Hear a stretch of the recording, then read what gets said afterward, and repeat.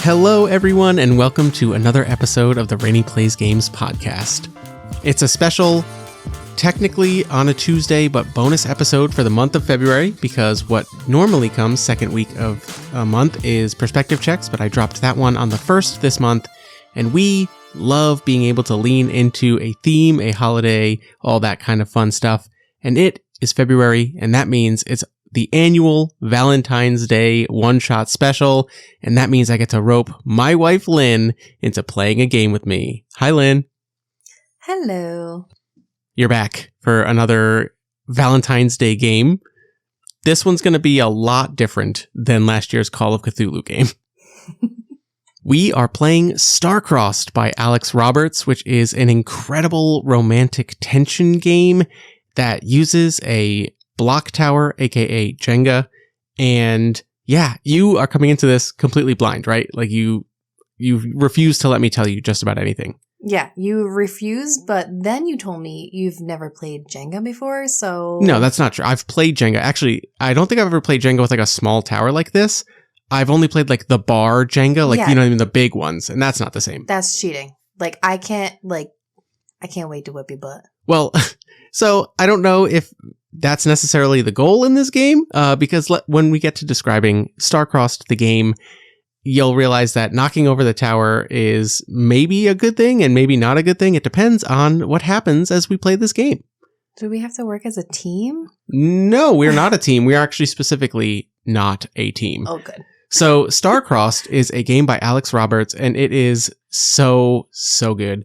It is a game about two people who really, really want to, but really, really can't.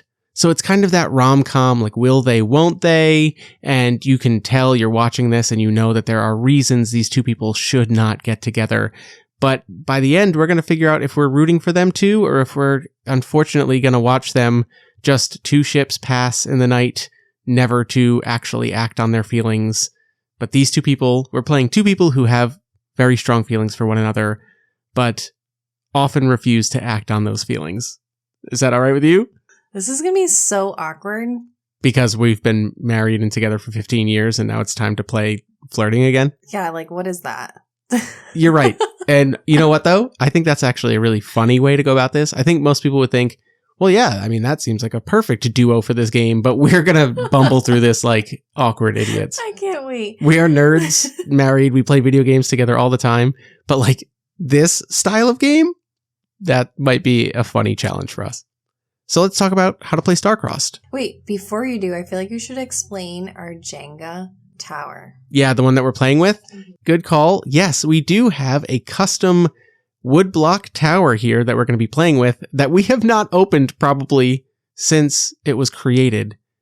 And we had Jenga tower blocks at our wedding. So everybody who came to our wedding, we asked them to, in gold Sharpie, write their name and a little message on these blocks. And we are playing every single one of these blocks in this 54 block tower we've built is signed by somebody who was at our wedding. It's so nice to look back at it. I like almost forgot about it. Yeah, it is going to be really interesting. I'm probably going to edit out a lot of us like reading the block just for whatever reason. But if there's some good ones that we go, oh my God, remember this? That's totally... It is really nice to look at this and finally use it in a fun way.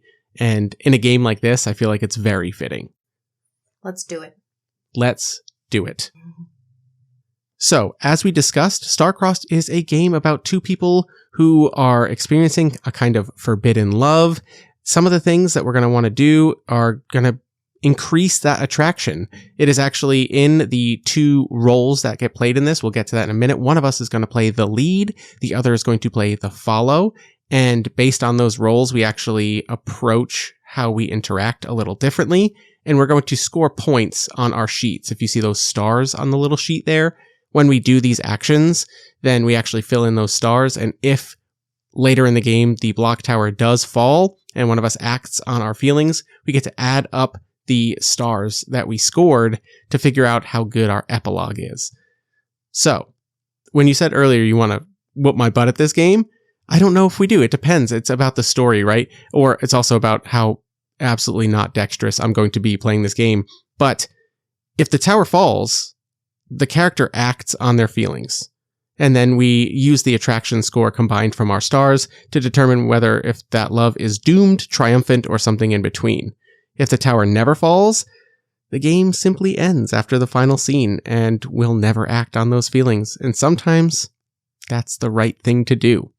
So it is like, heart-wrenching, as we play through this.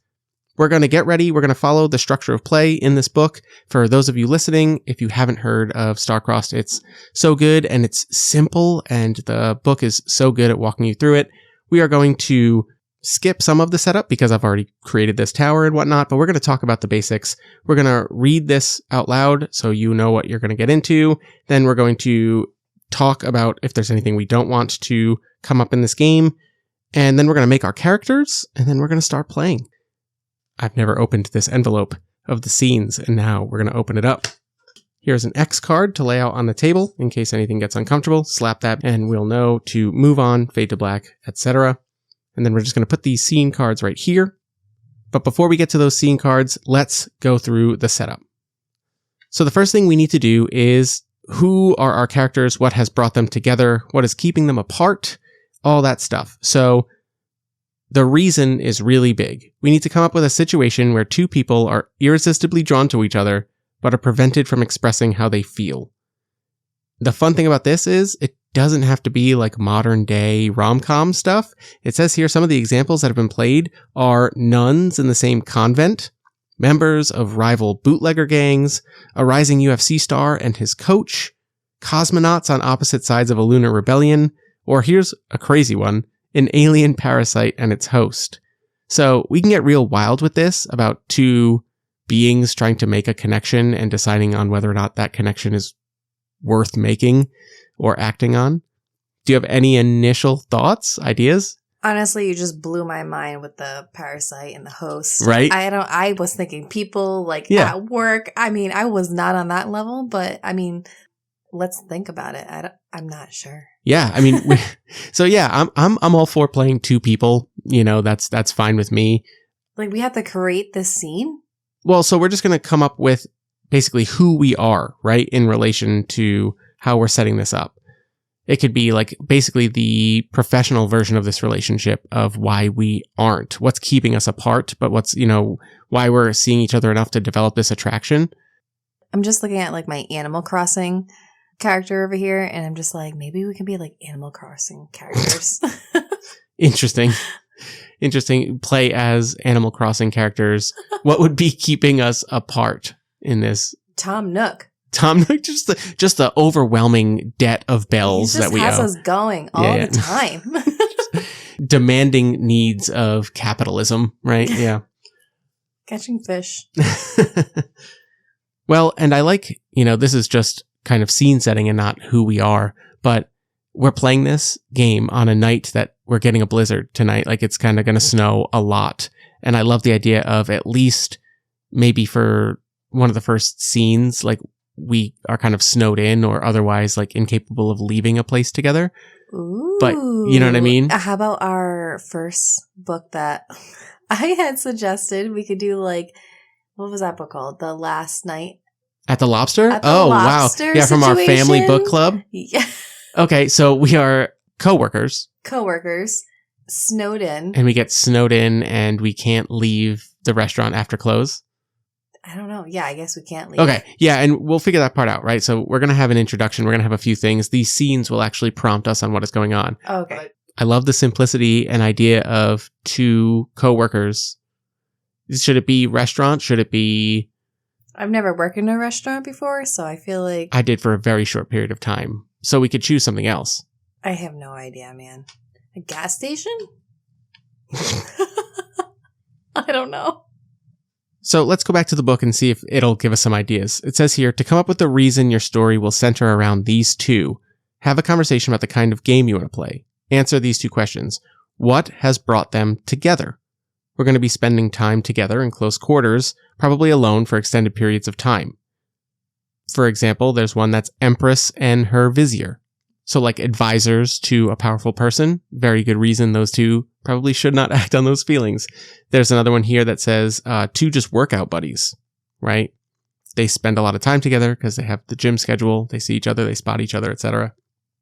If we're doing coworkers, we could do cook server. You know what I mean? It's not bad. Like they're, or we can do like fantasy. oh, We're not allowed to like adventurers in a party together. Ooh, I like that. And like we can kick it off with like the times that we're separated from everybody. Yeah. Yeah, we're only playing our parting from the bigger part of the group. Yeah, I'm a ranger. Of course you are. Sure. Well, and if we're just going to do that, I'm a druid because okay, let's do it. That makes, okay. So we're going to play some fantasy ass characters in an adventuring party, part of a big sprawling epic tale. But what we're doing is not zooming in on those heroic moments. We're zooming in on those mundane, just the two of us moments. I love that. Let's do it. Yeah, let's see where this goes. That's fun. So what is keeping us apart? The constant need to go finish our quest. Sure. Right. And just kind of like party synergy, right? Like would that make things awkward in the bigger picture of the party dynamics, right? And also, I'll throw a wrench in here. I'll throw a wrench into this. You're a ranger. I'm a druid. We're both nature-y, right? Like we both have like wilderness interests and things like that. So that's a very good reason we're together a lot. Maybe my druid's order has a rule of like no connections with humans, right? Like that's why you're a druid. You can be part of a party like this, but I never like said I was a human. No, but you know what I mean. Though. No, I'm kidding. Yes, no, that's a good. Yeah, like it's part. You have to stay in your race. No, not like that. No, oh. I mean like maybe there's like a rule to abstain from those kinds of relationships. Yeah. Yeah. Okay, so party dynamics is one reason we're not doing this, and then the other reason being technically it'd be like against a rule of mine. Sure. Okay.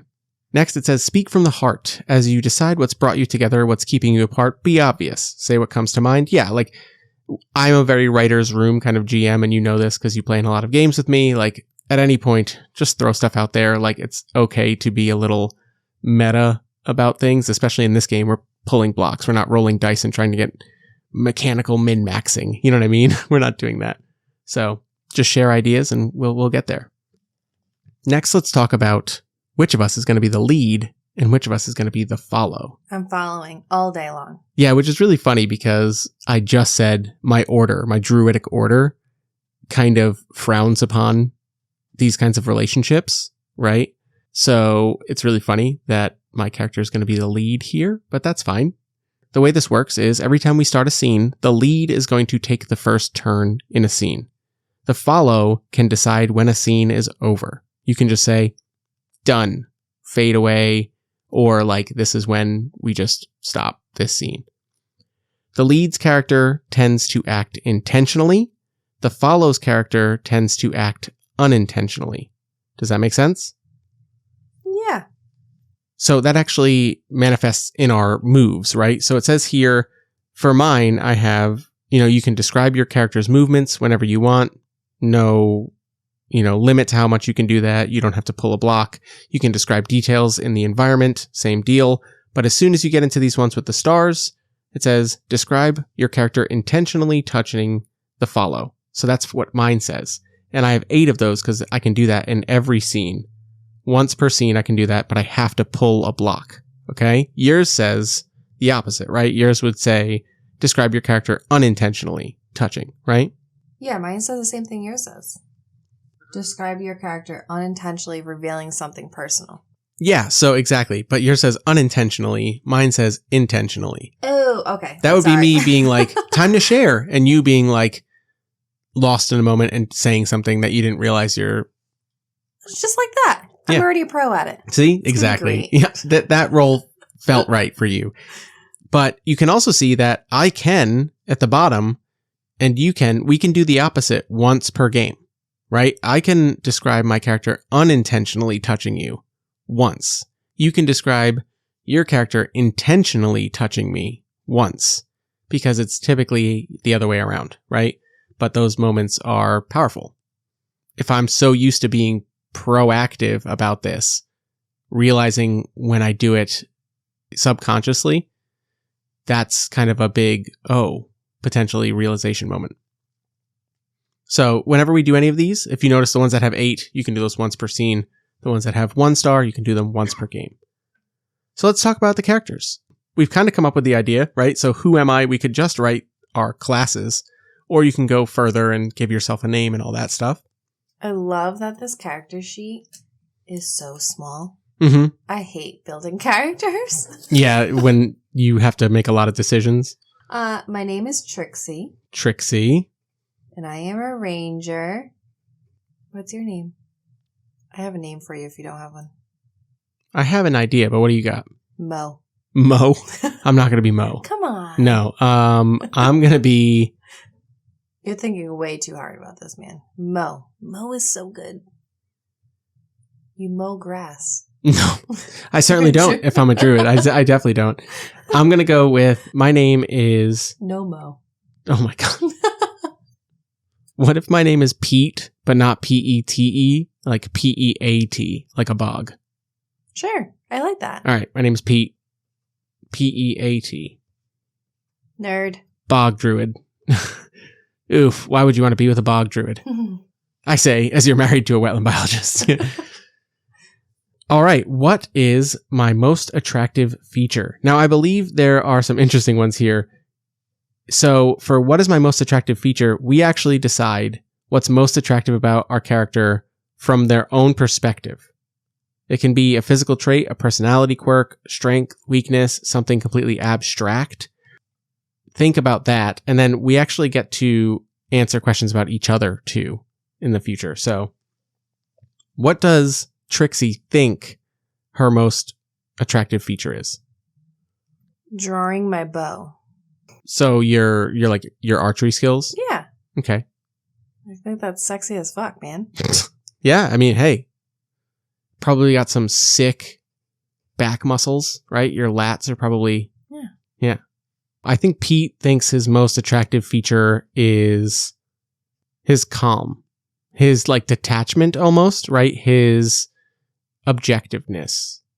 He plays the party neutral very seriously, right? Like, he can see when people are being selfish or aggressive or whatever, and he kind of really prides himself on the ability to kind of be that neutral, objective voice, which is very interesting for a lead, someone who's going to be making a lot of moves on you, because this is very against his normally kind of passive react, and he's more waiting for something to happen than making something happen. But for some reason, Trixie, he can't help himself making moves. What's that? Drawing my bow. Yeah. So the next question gets answered by the other player. So what are 2 things about me I don't realize are attractive? All right, you're a druid. Okay. I imagine a druid having long hair. Okay, sure. I like how you flip your hair like an emo boy. Yikes. Yikes. As someone who had long hair in his emo days, it was not the emo bang flippable hair. I had a Shaun White afro. So, let's go with I'm a bog druid. I probably have greasy wet hair, so I do have to flip it out of my face often. Yeah, you probably have some dreadlocks in there with some cute little beads. Heck yeah. That's more my speed. Let's go with that. Okay. So 2 things I don't realize are attractive. So I'm going to say playing with my hair. And I know exactly what it is. Okay. It's you in real life. Oh no. And how you identify every little stick and leaf and flower and tree and... Okay. As we're walking. All right. So how would you describe that as something that I don't realize is attractive? Constant connection? You know what I mean? Constantly overjoyed by seeing a stick without any leaves on it. That's funny. And know exactly what it is. Okay, yeah. Just joy of the natural mundane. Yeah. Okay. Fun fact about Rene, guys, is that if you ever go on a hike with him, it takes 1,000,000 hours and you only make it about No, that's not 20 true. steps because we have to identify every plant, which is really cool, but I'm not good at it. That's not true. We make it much more than 20 steps. It's a lot of plants. All right. So 2 things that Trixie doesn't realize are attractive. I'm going to go with the way you kind of play party mom. Do you know what I mean? Like, you think of the things that other people don't think of. And then when we're out there camping on a long trip between locations, when somebody goes, oh, it'd be really nice if we had this thing, you're like, I knew you'd say that, so I have it. Do you know what I mean? Oh, I'm like Mary Poppins. Your preparation. Yeah, like real life. Your forethought. Real life me. Yeah. So like you're... always prepared. Yeah, you're always prepared. And the other thing that I'm going to say you don't realize is super attractive about you is your humane treatment of beasts. Like, at sometimes you may have to be the hunter for the party or what have you, but you don't hunt for joy or sport. Like, you have an understanding of that balance. I like it. Clever. Okay. So next we answer the question, why can't I act on my feelings? What's the reason your characters are apart, explained from your character's perspective? You can go first. Yeah, and then it also says, take time when you answer, why is that so important to me? Because it's a powerful reason. So why can't I act on my feelings? I think that because I'm gonna go with the obvious answer, and I'm gonna say my order forbids it. You know, and why is that important to me? Because it's making me choose between my identity as a druid, right? A member of this like organization of druids. And if I did act on this, am I no longer this, even though it's like everything I live, just to take the chance that maybe you feel the same way, right? So it's between this safety net organization and taking a chance on making my own family found, right? I like it.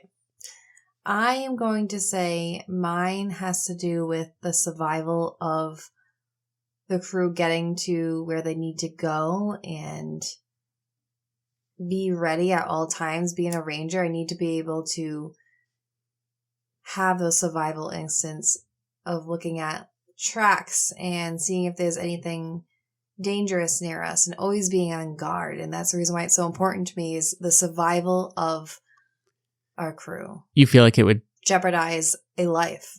Yeah, exactly. It would take you off your game. Mm-hmm. Yeah. Yep. That's a good one. That's actually really good. Why is it important to you? Because you have a responsibility to more than just your heart and maybe this person, and it's to the bigger party, and you feel like if you took your eyes off the prize for even a second, that means trouble. I love that. Very good. Those are 2 good characters. I love that. All right, so the next thing we have to do is set up our tower, which I've already done. But before we start, we have to make it a little dangerous. So it says here, once the tower's nice and solid, let's knock some holes in it. Take turns pulling 3 bricks each to get started. You can only use one hand to remove it and then place on top. You cannot remove from the top 2 completed rows. Never touch the tower with more than one hand at a time. You can't switch which hand you put your brick in, and you can't take any brick that's beneath at least 2 completed rows of 3 bricks. So... wait, you can't take a brick from 2 completed rows. You can't take any brick that's beneath at least 2 completed rows of 3 bricks. Wouldn't that be the whole tower? Yeah, that one... I'm sorry. Yeah, no, that last one's throwing me off too. So I think it's just you can't remove bricks from the top 2 completed rows. We'll go with that. Sure. So, you want me to go first, or do you want to go first? You're the lead, man. Oh, man. I'm not good at this. Don't you do it. Oh, no. Ooh. You stress me out, man. You know, I'm going to be the one. 1,000%. Who makes this thing go down? A middle one. I always feel like those are hard to find. Ooh. Jeez. I just threw it on top. So 3 each to start? 3 each to start. Hot diggity dog. Yeah, man. Whoa, you're going way down at the bottom. Oh boy. I feel like this is not safe. Some real questionable leverage over here. I feel like I gotta balance this thing out. Oh my goodness. I should not pick stressed. that one. I should not pick that one. We are putting ourselves. You're on your third. Why did you do that? So he has it 2/3 of the way up. It is on one block. And you know what? I'm going to take a picture of this right now. So don't know how to do this game. And oh my goodness. We haven't even started and this thing is precarious. Okay. That is 6 blocks total and we are now good to go and this tower is terrifying. Okay.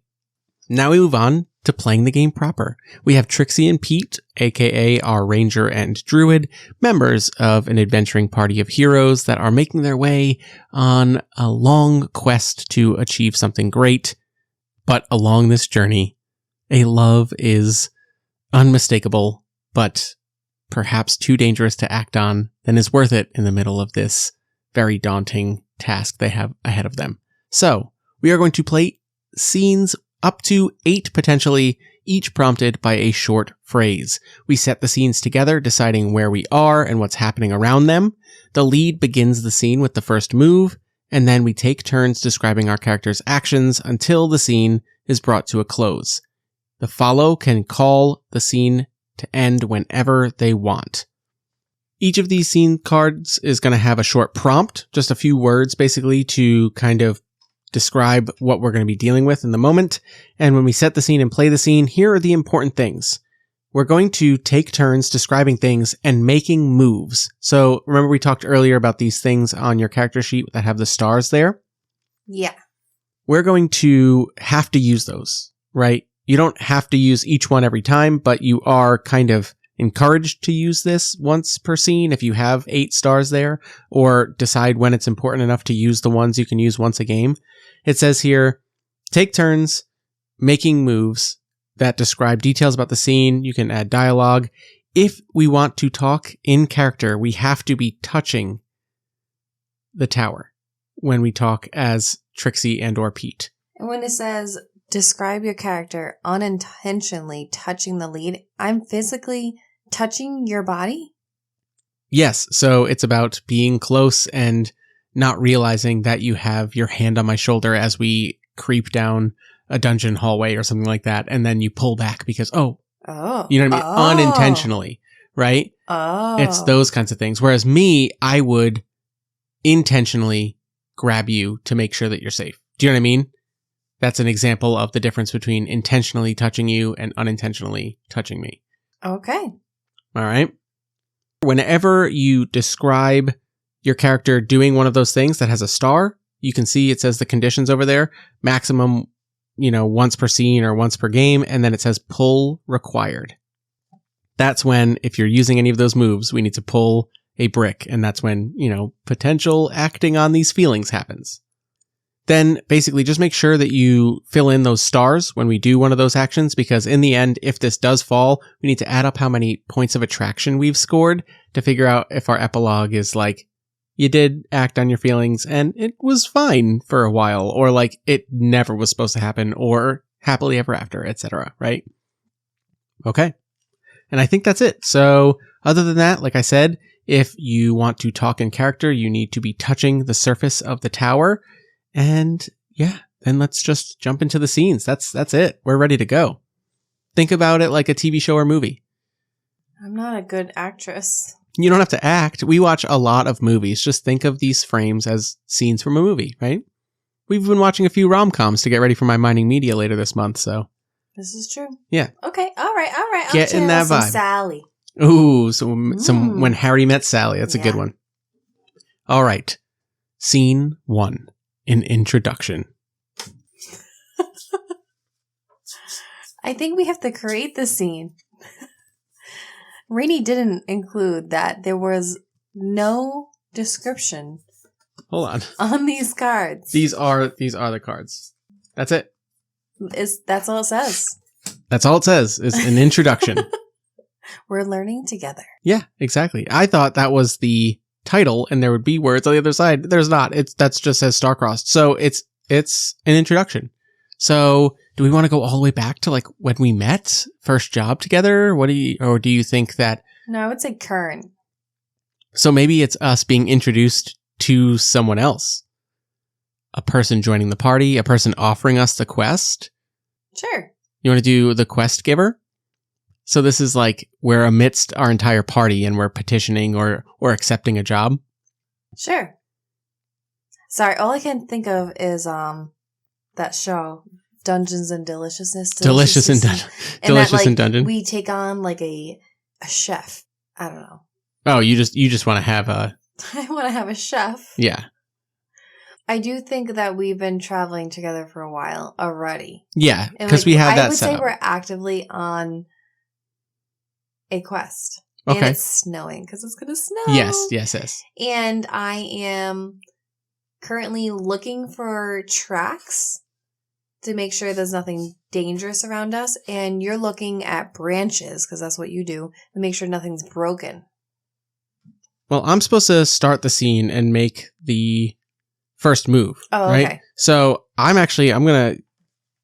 love that idea. Oh, okay. But I think that what we're going to do is, well, we have to frame this in the form of an introduction, right? Yeah. That's your job. So I think that maybe it's less, maybe that's the intro, right? Like before the title screen pops up, it is us making our way, traveling later into the night than we normally would as we're making our way through a snowstorm, because we need to get to a place where we can have warmth and we don't want to set up tents and rough it tonight because the snow just keeps coming down. You're following tracks, trying to find the way to the road that'll take us to the nearest village. We see Pete also kind of finding twigs and things like that. Like, this is a ranger / druid thing, but right, like broken branches that show, oh, people have made their way through here, or, oh, this is like a line of berry bushes that it's been pretty picked clean, so I think that people come through here often. And eventually we do see, long in the distance, maybe like a lone homestead, right? We're on our way towards our destination, but this weather has waylaid us. So we are going to go introduce ourselves as a party to someone who will hopefully house us for the night. Ooh, I like this. I got ideas. I'm so excited. So my first move is going to be describing my character intentionally touching you.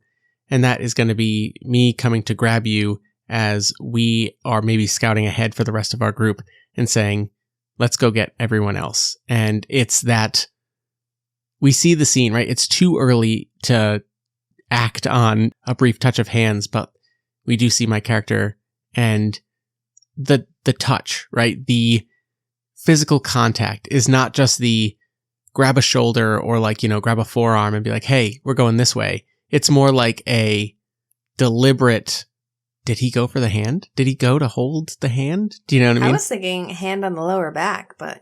Oh, no, we're not there yet. Oh, okay. No, we're not. No, okay. No, this is on the back of the elbow. This is very much like a, like he goes for the hand and then maybe slips up and grabs the forearm. You know what I mean? I feel like that's like second guesses himself at the last second and be like, don't go for grabbing the hand. Like, oh, grab the forearm and be like, hey, oh, this way, wrist. You know what I mean? That's all right. Yeah. We're getting right into it. The repression of those feelings right away. But you can tell, again, like the way that the scene would be framed from the camera and all that stuff would be, you knew there was more to that. Like, it might have looked innocent if you didn't know. Are you done? Well, now it passes to you, but I have to pull a block because I'm touching you. Oh, it wiggled. The whole tower wiggled. Act 1, it falls. Yeah, first move. Oops.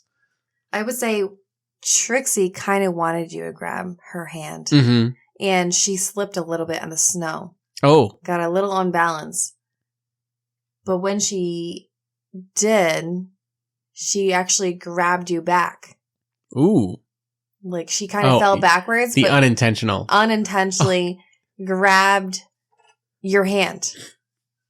So we get like the very rom-com moment of like, oops, slip, what? Like these two very capable people. And then all of a sudden I fall on you in a pile of snow. Yeah. Ooh, I like that. Yeah. Ooh, on top of you. And the rest of the party is catching up. And maybe they see us. Did they see us? I'm like face down on you in the snow. Oh, okay. Yeah. I definitely turn mid grab and like make sure that you're not going to be the one landing in the snow. I just take the brunt of falling into this snowdrift and you're on top of me. Ah. Okay, I get to pick a block. You have to pick a block, yep. How exciting. Ooh. I want a middle one. I like when they're loose. Yep. Oh, there I got it a nice is. loose one. Oh, gosh. Doing this with one hand is actually really challenging. And I don't know if the regular game of Jenga requires two hands or not. Don't touch it. I won't touch it.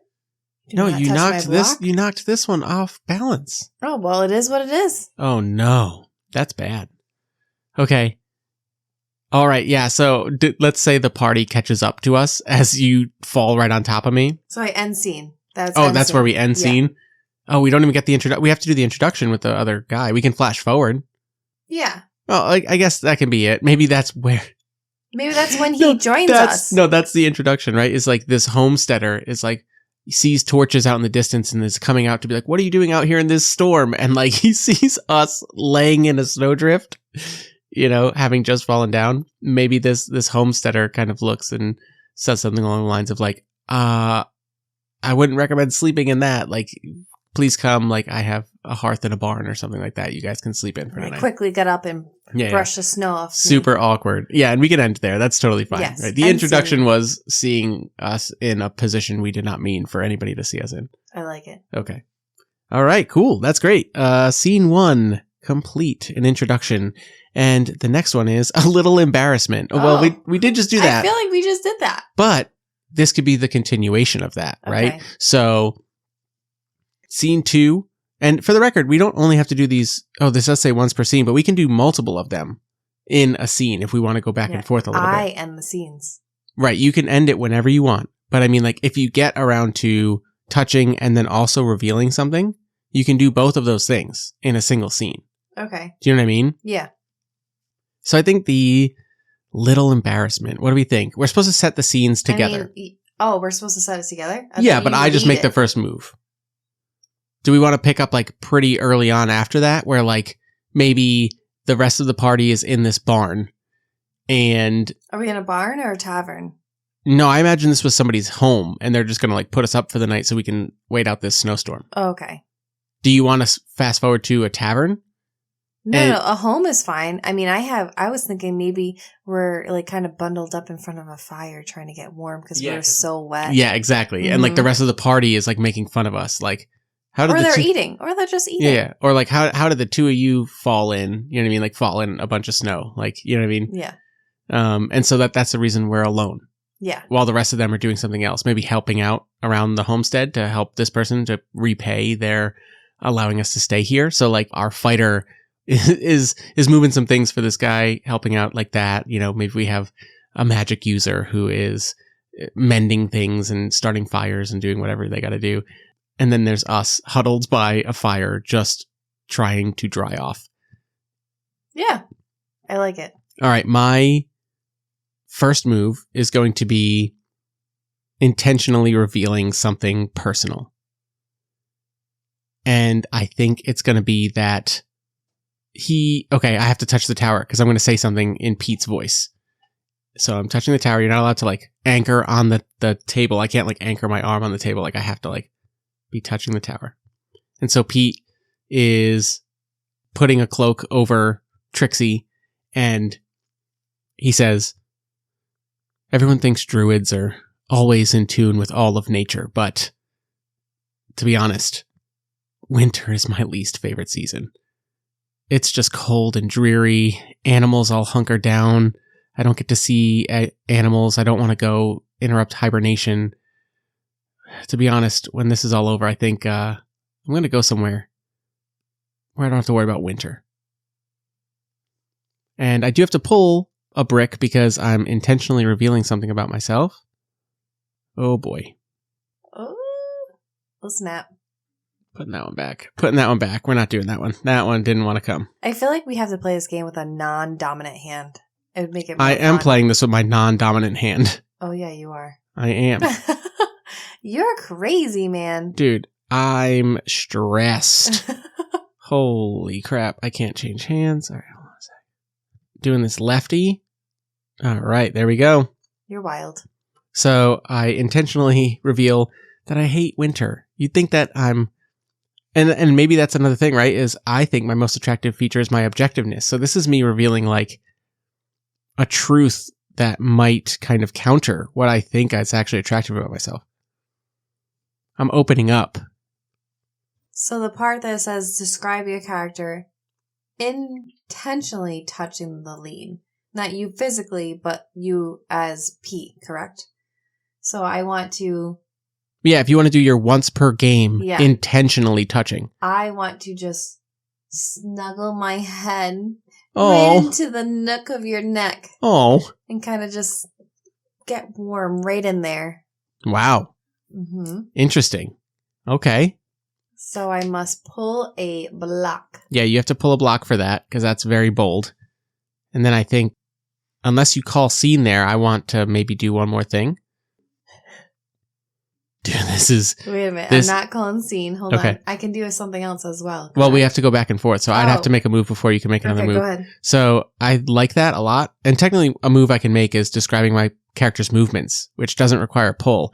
I think that Pete gives in for a moment, like enjoys it and like leans on your head and then pulls away. Oh, rude. Well, I think it's because he's not supposed to do this. Like, that's the whole thing. It's like, will he give up his order for the chance that maybe this being something that's going to last longer than that? Okay. So you can make another move. Yeah, like I know we're playing like kind of like humanoid characters, so it's like, I don't know, like I could do like unintentionally, like I kind of move away from you, but when I do, I again like kind of like clip your fingers a little bit. Yeah, like don't go. Or like I'm here. Mm-hmm. Don't be afraid. But like as I do it, like I'm unintentionally like touching you to get up, but at the same time, you know. I think that sounds pretty intentional. Well, I can't do that then. I know. All right, then I'm not going to do that.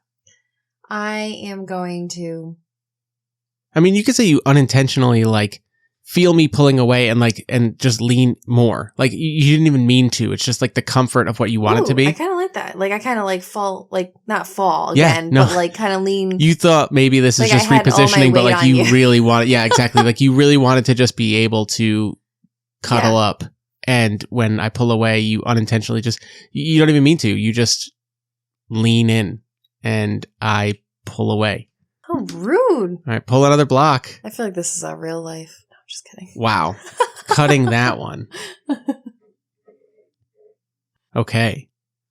And do you want to call scene, or do you want me to have to explain myself? No, I feel like that's a good scene to a little embarrassment. Like, I'm embarrassed. Oh, that's so true. So cut scene. That's super true. Oh, wow. It went from what we thought the embarrassment was going to be, which is just like getting cold and wet in a snowstorm when we're supposed to be capable, but it turned into that was the actual embarrassment. Oof. Okay. Scene 3. Finding common ground. Oh, this to me feels like we've passed through, we fast forward a little bit, we're a little further in on our journey, and this is where our tracking and wilderness commonalities probably really shine through, but like we can kind of frame it in a parallel kind of way, right? Like the reason we'd be alone in doing this is because like we're probably in a pretty treacherous environment. What do we think that environment is? Well, how far along are we like pushing the time frame? Is it like now becoming spring? It's all the way into spring, and maybe it's like flooded plains, like flooded like plants starting like to foothills, flooded foothills of mountains, right? Like we've passed through a mountain pass. Yeah, and flowers are starting to bloom. Yeah, but trees. Things are mucky and we come across an area that might be almost kind of like marshy. Of course it's marshy. Well, listen, I'm a bog druid, okay? And no, that's but why I can't see very well in bogs, I feel like. Bogs have no like real big vegetation. They have like some like yeah, but as a trucker pitch pine, and black pine, survivalist, like would it be smart for me to suggest our group to go through a bog? I guess maybe yes, because you can't track us as much. Yeah, it'd be very hard to track people through a bog. But the problem is like finding the footing, because like bog mats are like actually like really dangerous. You can like step on what you think looks like solid ground and just sink. So that's the common ground, is that I'm trying to get us through here untraceable, and you're teaching Doing me what I do. how to navigate these grounds. Oh my gosh. And so if I'm going to make the first move, I think that I'm going to maybe this would be intentional, huh? Or maybe this might be my once per game unintentionally revealing something personal where I don't realize I'm doing it. You said one of the two things about me that I don't realize are attractive is just that joy of the natural mundane. So like this wouldn't be me lecturing, but this is more Pete just loving a bog. I'm unintentionally going to like tell you. Oh, about those fragmites and... No, get out of here with fragmites. No, but actually maybe I unintentionally reveal something personal about like an awakened plant that I once had from a bog, right? Like they have a lot of carnivorous plants or bog species. And so I talked about how I like fed one and it followed me. And for a while I had like this little plant familiar fella. Do I still have it? No, I don't think you have it. And I think it should be like a lantern plant, a pitcher plant. Pitcher plant, right? Yeah. And it was like it was a bell sprout, right? It was I had a weeping bell. Mm-hmm. But I love that. And where like it's unintentional because it's almost more I'm reminiscing and talking about this like living companion that I lost. Because again, it probably struggled outside of the bog biome, but I tried my best to like bring it out, and maybe I had to like go back and leave it in a bog. Now, unlike last time where I said like I don't like winter, and that was me revealing something personal intentionally, which counters what I think is attractive in my objectiveness, this actually is like me unintentionally like reinforcing that by being like, I'm so objective that like I let something that I made a connection to, I had to let it go. I had to bring it back. I couldn't take it with me. And like that's a parallel. Yeah, I like that. I feel like I kind of get a little jealous too. Like it's, I love it. It's very attractive, but it's so attractive that maybe I get a little jealous. It's like frustrating. Yeah, like I want to be that one that you talk so passionately about. Does that sound silly? I almost just knocked it over. Yeah, I mean, I get that. It's attractive. This tower is... You're getting wild, man. I don't know how to do this. Okay, so let me think. So I'm revealing this time that I made a connection with something and I unfortunately had to leave without it. I had to move on. I couldn't let that connection put either of us in danger, which maybe you relate to the way that I describe that. That's your reason for us being apart. I think I'm just going to like move and just like kind of like high knee this water, not very well. where Pete knows where to put his feet along like the shallow root systems and stuff, and he's not sinking in, like you're sinking into this bog. I'm like losing my shoe. Yeah. Okay, and like you know what? So if that's your move, is describing your movements by getting stuck in this bog, I'm going to intentionally touch you to pull you out, and then kind of say, okay, I think I see why you don't want to go through here anymore. We'll have to go around. But like it's me intentionally pulling you, and like when I do, it's grabbing your wrists and you know, pulling you out, not romantic kind of touching, but it's the when you get out, my hands do go to your hips for the briefest of moments. Ooh, that up against one another as you balance yourself on this bog mat. I like it. End scene. I like that I can end scene, but I do feel like the lead is way easier to play than I feel like you'd be better on unintentional ideas. Personally, as Rene.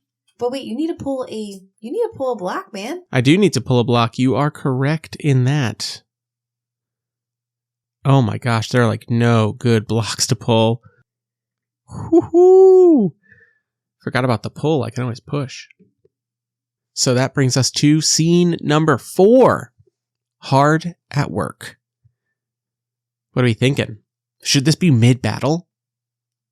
That's kind of an interesting way to frame work as an adventuring party. Well, I feel like that's not our kind of work, though.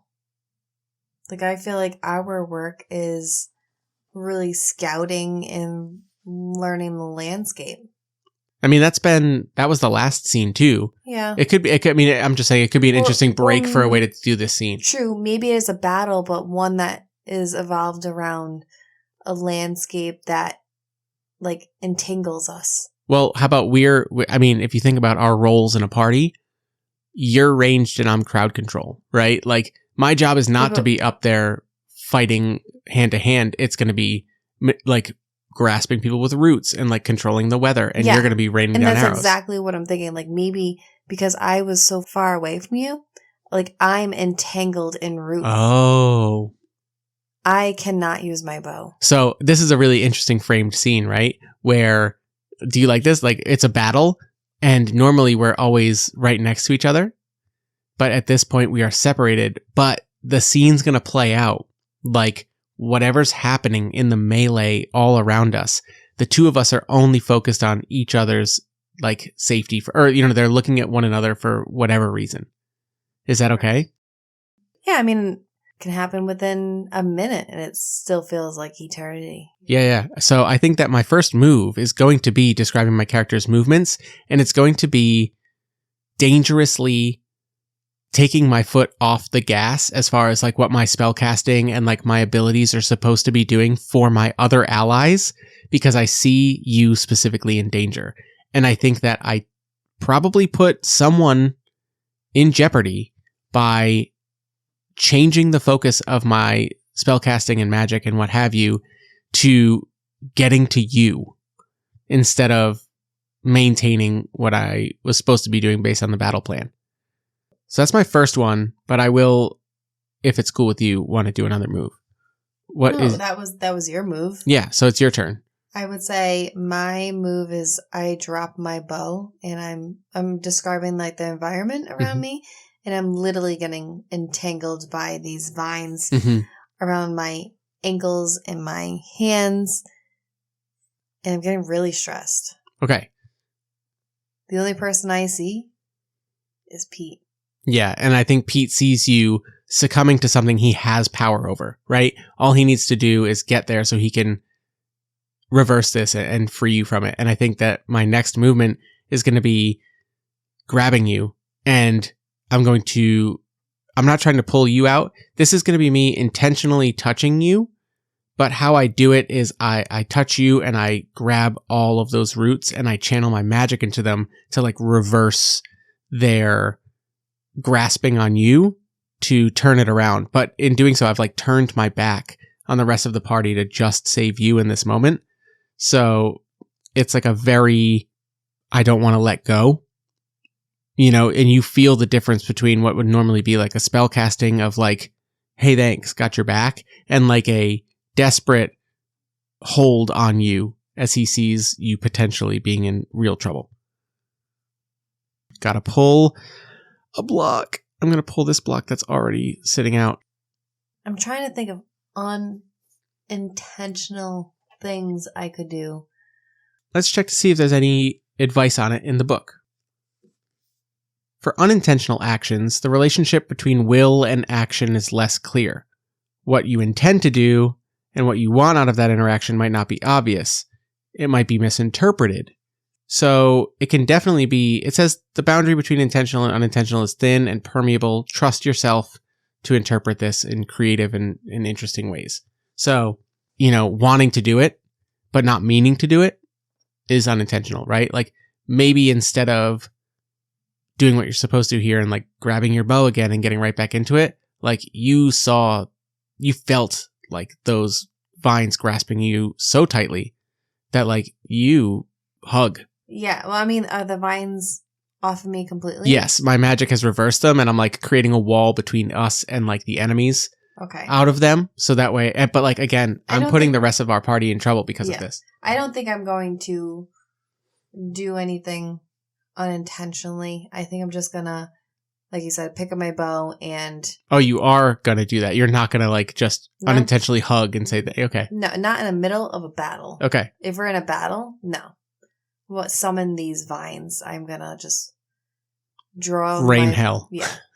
Okay. If there's time, I think that we see Pete continuing to manipulate and magically create a wave of these vines backwards, and now I've turned it into my battlefield control like I'm supposed to. That's my job. And the fighter kind of maybe looks up and is like, finally, and maybe I'm going to intentionally reveal something personal.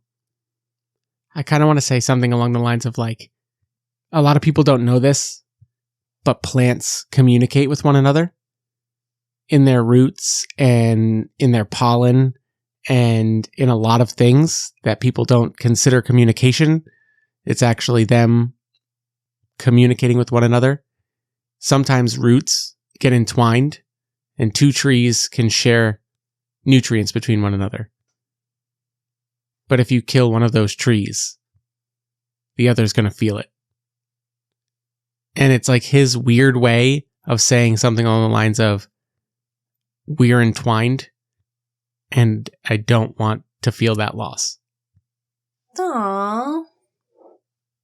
Can I unintentionally hug him as a thank you?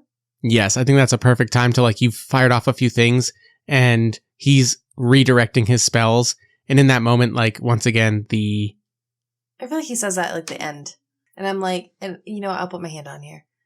And I'll say, I know you didn't have to take care of me during that point, but I really needed someone, and you were there for me. And as you say that, I just wrap my arms around you and hug you. Okay. All right. You have to pull. Oh, I have to pull one too. Oh, shoot. We have to pull 2 blocks right now. Can we do it? End scene. Yes. Whoa, you're going way down there. Whoa. Bottom row. Wow. Bold, but smart. And we are halfway done with the scenes. We may not make it to scene number 8, but we are at scene number 5. Close, quiet, and alone. Ooh, what would bring us close, quiet, and alone, Trixie? Night watch? Like, taking watch at camp? Yeah, I was going to say that, or like maybe I had to hunt for food and I need to prepare the food.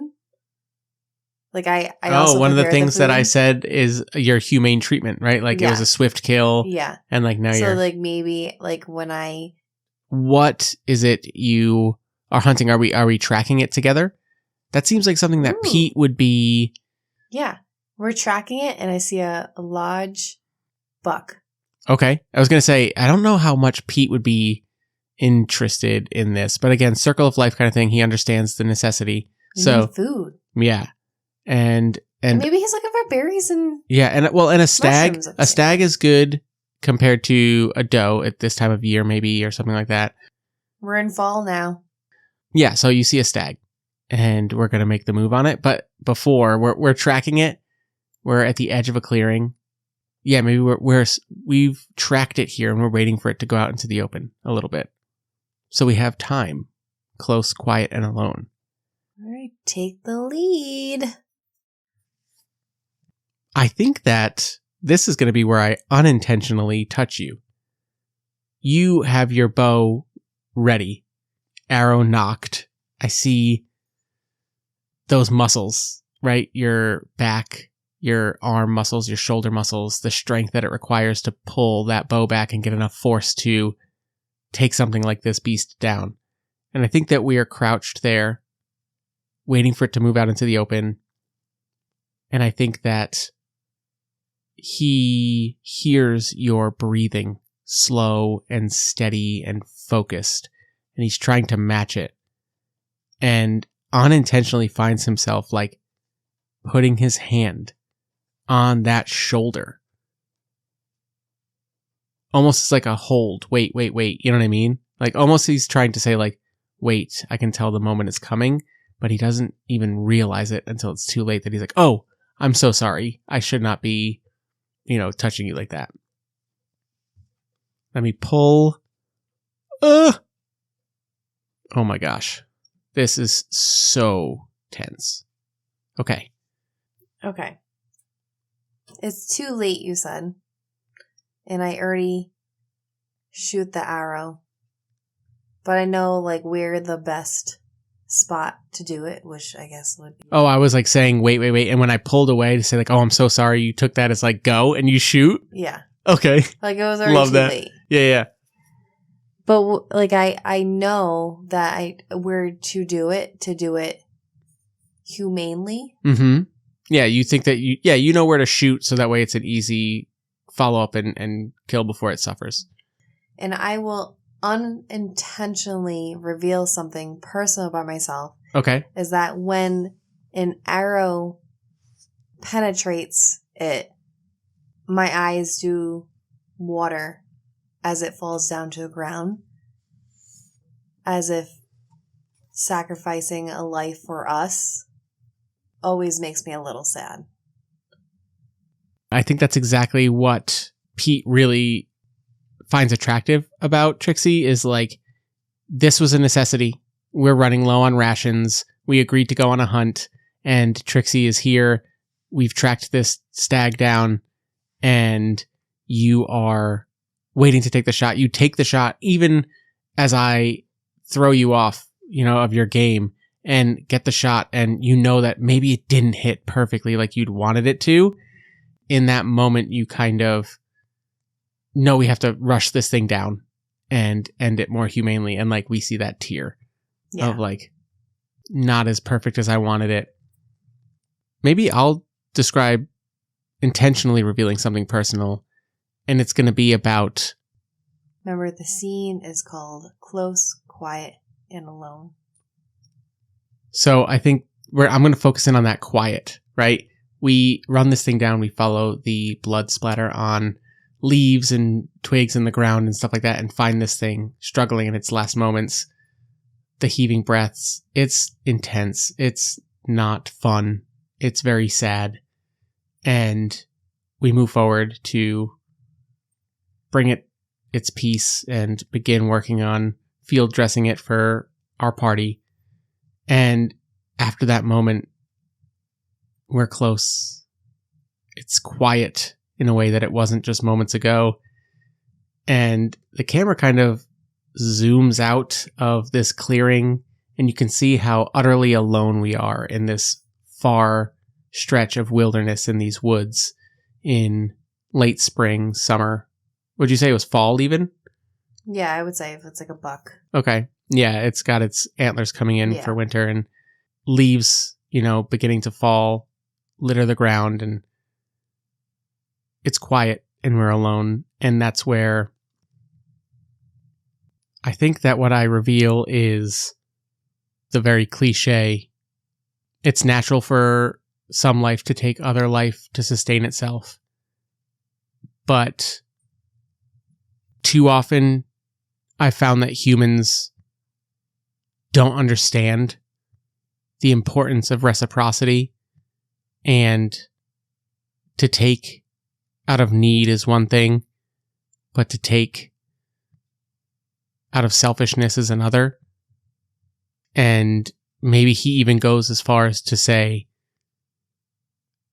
I watch you when we go on these hunts, and your heart is very encouraging. It very much redeems a lot of what I've lost respect for in humanity. And that is revealing something personal. I have to pull. Oh gosh. Okay. Is that scene end, or do you got one more? Playing a lot of Close, Quiet, and Alone. End scene. Perfect. All right. That was a tense end of a scene. There was a reveal and no reaction. I kind of really like that choice as we move into scene number 6. And this tower has multiple, 3 or 4 single block moments of holding it up. So scene 6 says, a disagreement becomes heated. Ooh, okay. Any ideas?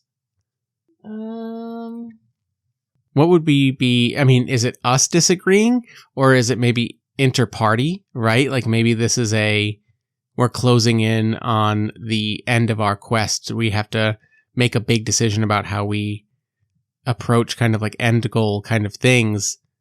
And maybe the party is factionizing. I mean, we could be like at a crossroads and we believe we need to go a certain way, or like as you and I believe we can go a certain way, or maybe each of us think we should go a different way. A different way. We are at a literal and metaphorical crossroads. Yeah. Okay. Yes. Very good. I believe tracks and blah, blah, blah, and you believe in your sticks. My sticks. But can we go with a larger like terrain? Sure. Yeah. Okay.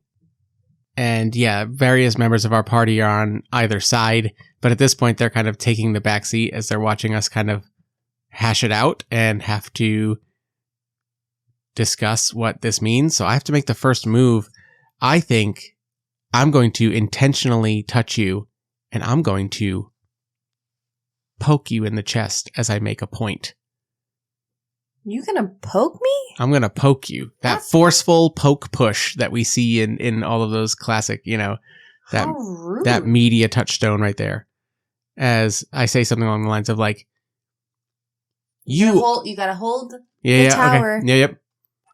You also didn't want to go through the bog when I thought that was the best way, and look how long that detour cost us. I know you're a ranger, but trust me, I know the land. I have to pull a block because I intentionally touched you. Oh gosh. Yikes. How do you react? Okay, hold on. You're gonna have to let me think, 'cause everything's unintentional. So, I'm like so pissed you just poked me in the chest. Yeah. So pissed. I'm just gonna intentionally turn around and just walk away from you. Oh, okay. So yeah, that's not any of the moves that require a pull, but that could be your character's movements. I'm just turning around. I just don't want to deal with. Do you just start walking the way that you said? Oh. Ooh, yeah. Okay, that puts a very hard decision on my plate. I think that for a moment, Trixie is walking away from the party and saying, "This is where you're going. You're walking away. It got heated." And maybe a few of the other party members just instinctively follow. They've chosen your side. They were in agreement. And Pete and the others that were on his side are standing there waiting to see what he's going to do. And he just huffs and takes a deep breath and gets frustrated and runs down the path that you went to follow. And end scene. Okay. All right. End scene. All right. We move to scene number 7, a difficult choice. I feel like every time this is so funny. I feel like multiple times we've had a scene and then the next scene is exactly what that previous scene was actually kind of about, but we can just build up to it even more. So now we've followed this down. What is the difficult choice? Maybe we can achieve our quest goal, but it's going to come at a very, very steep cost. Like me attacking something innocent? Or I was thinking more like, if we follow through with this, there's no chance, and we know there's no chance of us like continuing to travel together. Yeah, sounds good. So the question is, do we make that choice? Mm-hmm. I think that this is the first time we see, and I love that we cut away from a tense standoff and walk away, and before we find out what Pete ran forward to say to Trixie, the next time we see them in a scene, it's a new difficult choice, but the tone is totally different. And this is the first time we see him legitimately grab her by the hands, look her in the eyes, and say, I don't want to go separate ways. But the choice still lingers in the air. So this is me. You're supposed to be holding the Jenga tower if you're talking to me. Say it again. I don't want to go separate ways. It didn't fall. But I do got to pull a block now. Oh boy. I am going to describe your character intentionally, revealing something personal. Okay, your once per game intentional reveal. Let me hold this. Oh, conversation. Yeah. I have never felt so safe and complete before until I met you. I'm afraid I'm going to get lost if we go our separate ways. Oh, that's so good. I feel like this is a very good time to say that it is totally valid to intentionally knock over the tower. That's a thing? Oh, yeah. Oh, no, I don't want to be the last one to do it. This is standards of Jenga. I'm not doing that. I will not be the one who drops this tower. It might be me. Oop, I got one. Oh, that was a close one. Whew. Oh, part of me wants to just knock this thing down right now and say that we do not accomplish our quest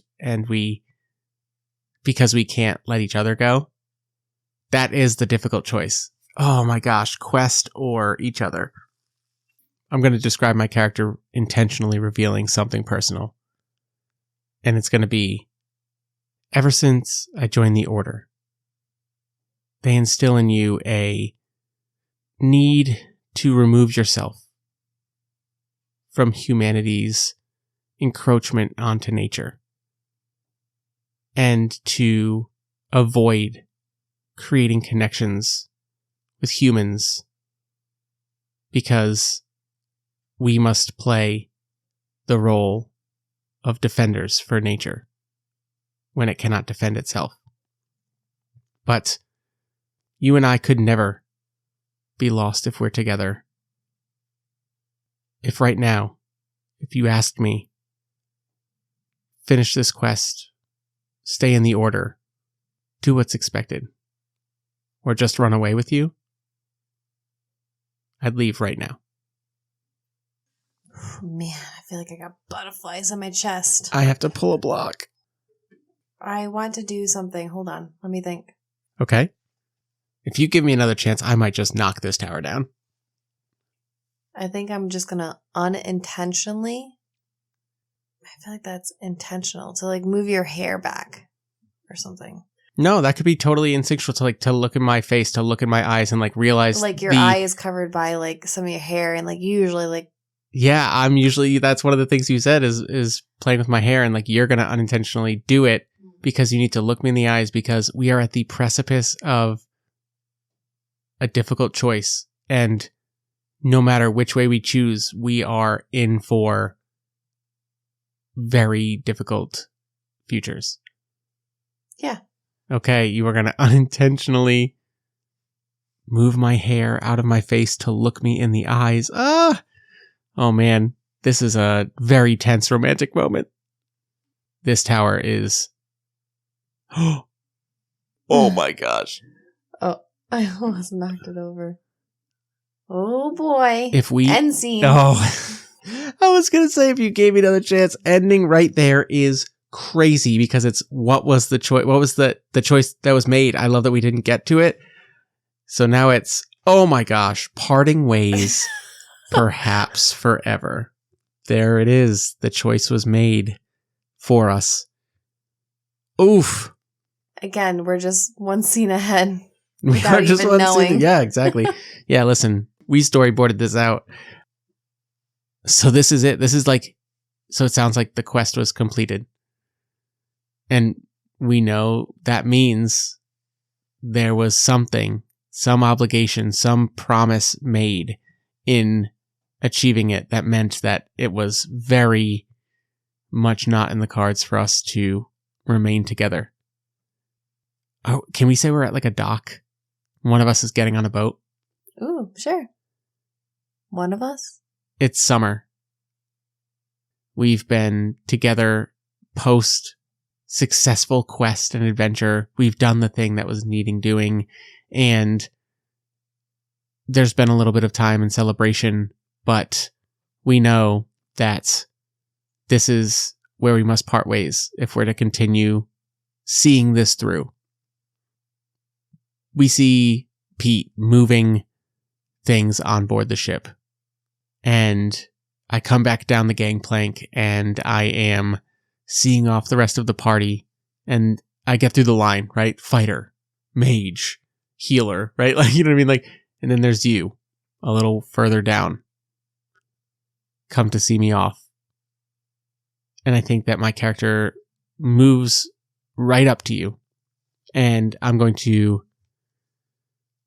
reach into my cloak and I'm going to pull something out that I've gotten for you. A parting gift. And I'm going to hold it out. And if you hold out your hand, I'm going to very gently hold it and place it in your hand with both hands before you see what it is. Okay. But I want to like hold your hand in this moment. Hold my hand. It's very simple, but it's very effective. Very effective. Here goes. Can I move a single brick here? Oh. Ooh. Oh! That was stressful. It happened so fast. You held my hand? Maybe, I don't know. Did you?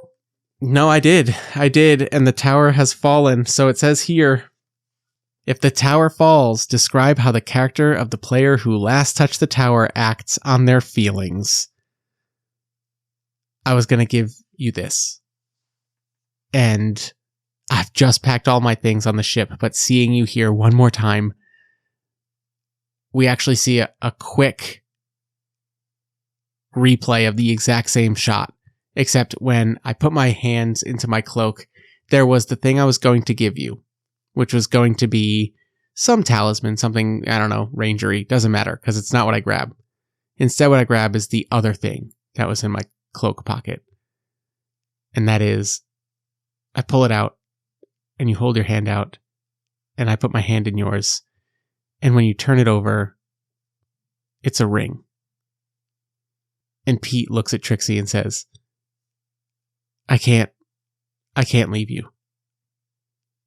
And for better or worse, he moves in for a kiss. Or just an embrace, a hug. What we have to do now. I mean, you can say how Trixie responds. But this was Pete just acting on it.